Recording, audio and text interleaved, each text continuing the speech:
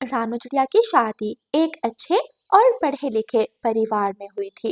रानू चिड़िया के ससुराल में उसकी सास, नंद और उसका पति मानो चिड़ा थे। शुरू शुरू में सब रानू चिड़िया का बहुत ख्याल रखते थे, फिर आहिस्ता आहिस्ता सब बदलने लगे। एक दिन मानो चिड़ा अपनी पत्नी रानू चिड़िया के लिए प्यार से आइसक्रीम लाता है। मानो जी, आपने माँ जी और पारो बहन को आइसक्रीम दी? मुझे एक ही मिली है, मैं और ला दूंगा। नहीं मानो जी, माँ जी को बुरा लगेगा। चले, मैं ये माँ जी को दे आती हूँ। ऐसा कहकर रानू चिड़िया आइसक्रीम लेकर मानो चिड़े की माँ के कमरे में जाती है। माँ जी, मानो जी आइसक्रीम लाए थे, ले आप ही खाए। हाँ, अब पत्नी माँ से ज्यादा प्यारी हो गई है। कमाल है भाई, हमने पैदा किया, पढ़ाया लिखाया, बिहाया और अब ये पत्नी का हो गया। माँ जी, मानो जी आपकी बहुत इज्जत करते हैं। चले, आप आइसक्रीम खाएं। रानू चिड़िया की सास आइसक्रीम लेती है और खाने लगती है। थू थू, कितना बुरा स्वाद है, खुद को पसंद नहीं आया तो देने चली आई। माँ जी, ये आप क्या कह रही हैं? जाओ जाओ बेबी, सब पता है, तुम पढ़ी लिखी बहुओं के चाले, हमने बाल धूप में सफेद नहीं किए। रानू चिड़िया रोते हुए अपने कमरे में आ जाती है। क्या हुआ रानू, तुम तो माँ जी के लिए आइसक्रीम लेकर गई थी। फिर रानू चिड़िया मानो को सारी बात बताती है। पता नहीं माँ जी को क्या हो गया है। मैं बात करता हूँ माँ जी से। ऐसे कहते हुए मानो चिड़ा अपनी माँ के कमरे में चला जाता है। रानू चिड़िया आवाजें देती रहती है, लेकिन मानो चिड़ा निकल जाता है। मानो जैसे ही अपनी माँ के कमरे के दरवाजे के पास जाता है, अंदर से उसकी बहन पारो की आवाजें आ रही थी। अरे माँ, बहुत अच्छा किया, ऐसे ही करना, देखना कुछ दिनों में ये सीधी हो जाएगी। वो तो सीधी है, तुम बताओ तुम कैसे सीधी होगी। मानो बेटा, अब तुम पत्नी के लिए अपनी बहन से लड़ेगा। माँ, इसको समझा लो, मेरा घर बर्बाद ना करे। ऐसे कहकर मानो चिड़ा कमरे से निकल जाता है। सुबह हो जाती है। रानू चिड़िया सबके लिए नाश्ता बनाती है। मानो चिड़ा ऑफिस के लिए निकल जाता है। जैसे ही मानो घर से निकलता है, पारो जल्दी से रानू चिड़िया के कमरे की तरफ जाती है। तुमने अच्छा नहीं किया रानू, तुमने मुझसे दुश्मनी ली है, अब इसका अंजाम भी देख लेना। पारो बहन, मैंने क्या किया है? चल उठ, काम कर घर का, अब तुम दिन में अपने कमरे में नजर ना आओ। पारो रानू चिड़िया को पंख से पकड़कर ले जाती है। चलो जल्दी से मेरे कपड़े धो, और हाँ, आज खाने में बिरयानी और खीर बनेगी। मैंने कल सबके कपड़े धोए हैं। पारो अलमारी से इस्त्री किए हुए कपड़े लाकर मट्टी में फेंक देती है। हो गए धोने वाले, चलो अब। रानू चिड़िया सारा दिन गर्मी में काम करती है और फिर चूल्हे के आगे खड़े होकर खाने बनाती है। ज्यादा काम की वजह से रानू चिड़िया की तबीयत खराब हो जाती है और वो बेहोश होकर गिर जाती है। पारो चिड़िया जैसे ही रसोई में आती है, रानू चिड़िया को बेहोश देखकर शोर मचा देती है। माँ माँ, तुम्हारी बहू को क्या हुआ? रानू चिड़िया की सास जल्दी से रानू चिड़िया को उठाकर बुलबुल डॉक्टर के पास ले जाती है। बुलबुल डॉक्टर रानू चिड़िया का चेकअप करती है और कहती है, बधाई हो, आपकी बहू अंडा देने वाली है। रानू चिड़िया की सास तो खुश हो जाती है, लेकिन आपको इसके आराम का और ग़िज़ा का खास ख्याल रखना होगा। अरे, सारा दिन आराम ही करती है। रात को मानो चिड़ा घर आता है। रानू चिड़िया को ऐसे बिस्तर पर पड़ा देखकर परेशान हो जाता है। रानू, क्या हुआ? कुछ नहीं मानो जी, मैं ठीक हूँ। हाँ, सारा दिन बिस्तर पर आराम किया है, मजे हैं भाई। लो भाई, खीर खाओ, अपने पंखों से बनाई है मैंने। मानो बेटा, आज मैं बहू को बुलबुल डॉक्टर के पास लेकर गई थी। उसने कहा था कि रानू अंडा देने वाली है। मानो ये सुनकर खुश हो जाता है। रानो, तुम बस आराम करो, मैं किस लिए कमाता हूँ, मैं तुम्हें एक नौकरानी रख देता हूँ। और हाँ, अब तुम अच्छा अच्छा भोजन खाओ। हमारे जमाने में पतियों को फिक्र ही नहीं थी, देखो जरा आजकल के पति। रानू चिड़िया की सास वहां से चली जाती है। अगले दिन एक बूढ़ी चिड़िया रानू चिड़िया की सास से मिलने आती है। अरे, तुम तो बहुत भाग्यशाली हो जो तुम्हें इतनी सुंदर बहू मिली। अरे ये सुंदरता तो मेरी बेटी पारो के सामने कुछ भी नहीं। मेरी पारो तो लाखों में एक है। अरे बहन, तुम्हारी बहू तो सेवा करने वाली है। मैं देख रही हूँ कब से इधर उधर काम कर रही है। ये तो दिखावा है बहन, मैं सब जानती हूँ। रानो चिड़िया किसी बात का जवाब नहीं देती और अपने कमरे में जाकर रोने लगती है। अगले दिन रानो चिड़िया अंडा दे देती है। मानो चिड़ा बहुत खुश था। मानो ने एक नौकरानी भी रख दी थी। अब रानो चिड़िया सिर्फ अपने अंडे का ख्याल रखती थी। बेहया बेशरम, हर वक्त अपने पति के साथ चिपकी रहती है।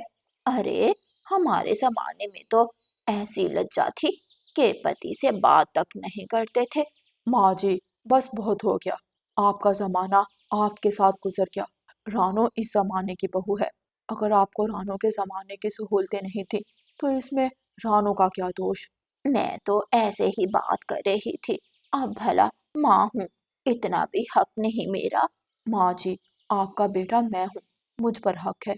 आप मुझे जो मर्जी कह लें, लेकिन आप रानो को कुछ मत कहना और इस पारो को भी समझा दें।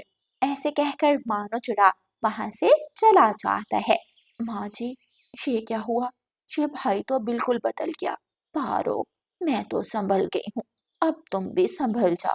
आज मानो ने इतना कहा है, ये ना हो कि कल इस चिड़िया को लेकर अलग हो जाए। फिर मैं इस उम्र में भोजन कैसे खोजूंगी। ठीक है माँ, मैं भी आज के बाद रानो भाभी को कुछ नहीं कहूंगी। इस तरह मानो के एक सही कदम से घर में सुख शांति का माहौल हो जाता है और सब हंसी खुशी रहने लगते हैं।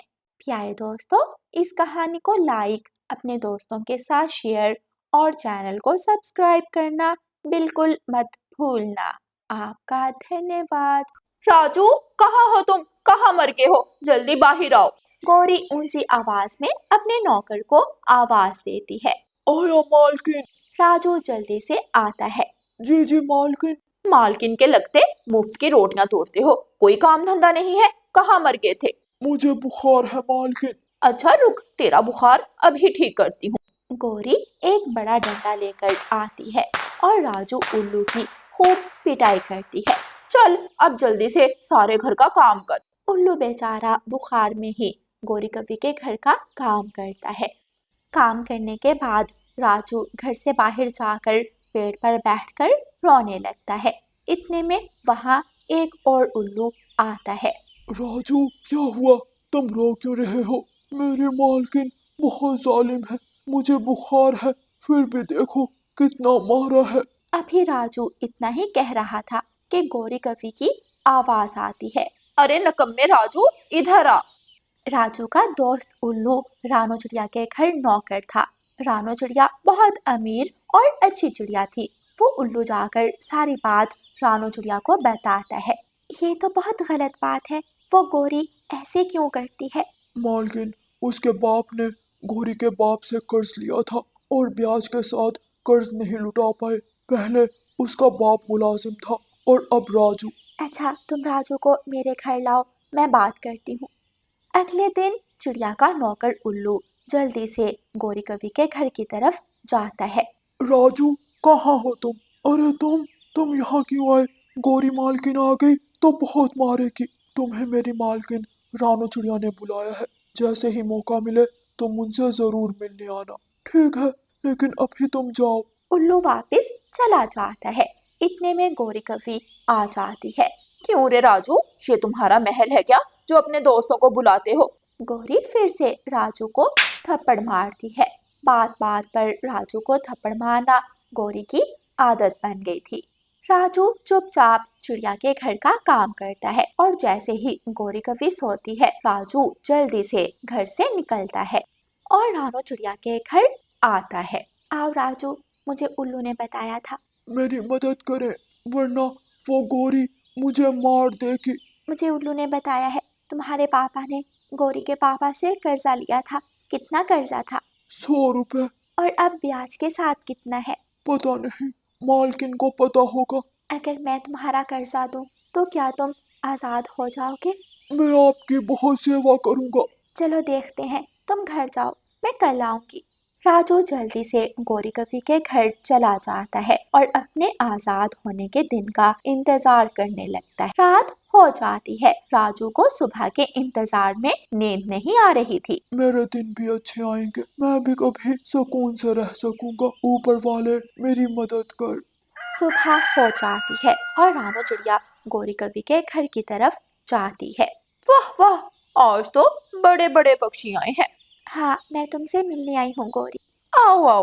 गौरी राजू को आवाज देती है। राजू आता है। गौरी अपनी आदत की वजह से राजू को थप्पड़ लगाती है। जा जल्दी से कुछ खाने को ला। गौरी बहन, ये आप क्या कर रही हैं? बिला वजह किसी पर जुल्म करना ठीक नहीं होता। तुम इस नौकर की बात कर रही हो? अरे छोड़ो, इनको तो आदत है। मुझे ये नौकर अच्छा लगा। गौरी, क्या तुम इसे मुझे दोगी? इस उल्लू में ऐसा क्या है जो तुम्हें अच्छा लगा? नजर नजर की बात है। अरे इसका तो बहुत सारा कर्जा है। फिर भी कितना? पूरे 50,000 रुपए। मेरे पिता ने सिर्फ 100 रुपए लिए थे। तो ब्याज कौन देगा? तेरा बाप। गौरी राजू को एक और थप्पड़ लगाती है। अच्छा, ये लो 50,000 और इसे मुझे दे दो। वाह वाह, क्या बात है। चलो तुम्हारी मर्जी। जाओ राजू, हिसाब बराबर हुआ। अभी एक हिसाब रहता है।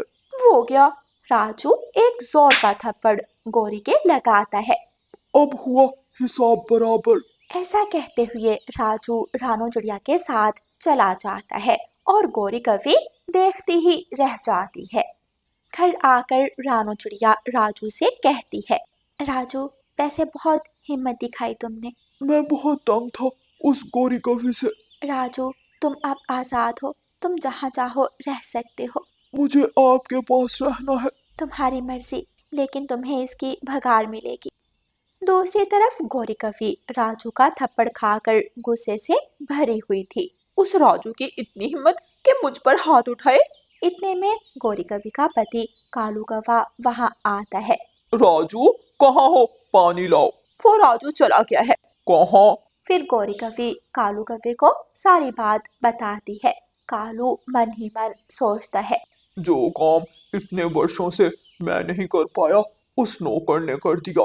वाह राजू वाह। मुझे उस राजू से बदला लेना है। चल जाने दे गौरी, तुम मुझे पानी दो। मैं? हाँ, अब राजू नहीं रहा तो तुम ही सारे काम करोगी। हाय मेरी किस्मत, ये मैंने क्या कर दिया? तुमने 5,000 की जगह 50,000 लिए हैं। वो तो मैंने रानू चिड़िया के सामने शौखी मारी थी। मुझे क्या मालूम था वो सच में इतने पैसे साथ लाई है। कालू चलो, अब जाओ कोई काम करो।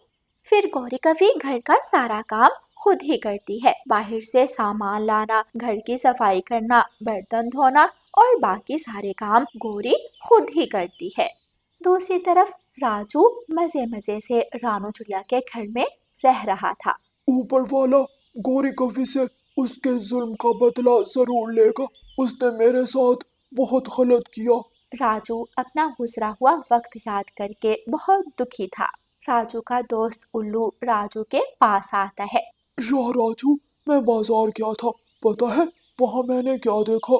क्या देखा दोस्त? एक तेज रफ्तार गाड़ी ने गौरी को टक्कर मार दी और गौरी कवि सड़क पर पड़ी रोती रही, लेकिन किसी ने उसकी मदद ना की। उसके साथ ऐसा तो होना ही था, वो बहुत जालिम थी। तो देखा प्यारे दोस्तों, जुल्म की सजा जरूर मिलती है, इसलिए हमेशा मजलूम की बददुआ से बचना चाहिए और रानू चिड़िया की तरह नेक दिल होना चाहिए, जो सबकी मदद करके दुआएं लेती है। और प्यारे दोस्तों, इस कहानी को लाइक, अपने दोस्तों के साथ शेयर और चैनल को सब्सक्राइब करना बिल्कुल मत भूलना। आपका धन्यवाद। रानू चिड़िया की ऐसी कहानियाँ सुनने के लिए YouTube सर्च बार में रानू चिड़िया की कहानी लिखें या फिर ये बटन दबाकर बोलकर कहें रानू चिड़िया की कहानी। मैं हूँ नन्ही रानू चिड़िया, करती हूँ मैं ची ची ची। छोटी सी है चोंच मेरी, लगती हूँ बड़ी प्यारी सी।